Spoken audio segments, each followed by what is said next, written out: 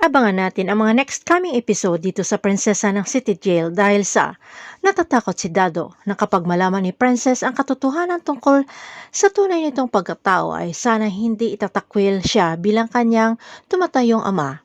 Ayon kay Bernie, na ipatuloy lamang ni Dado ang pagiging mabuting ama sa kay Princess at sa oras na malaman ni Princess ang katotohanan tungkol sa tunay na ina, ang kabutihan ni Dado pa rin ang maaalala ni Princess.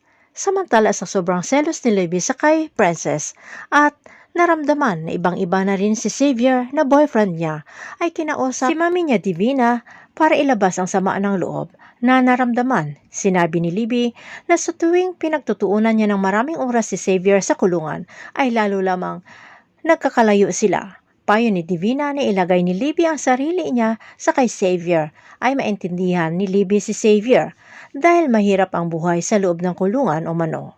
Habang si Xavier ay naguguluhan na rin dahil lagi lamang selos pa rin ito at insecure si Libby sa kay Princess. Kaya napatanong si Xavier kay Pusoy kung tama nga ba ang relasyon nila ni Libby na pareho silang sikat noon sa school. Kaya sila ni Libby ang nagkarelasyon.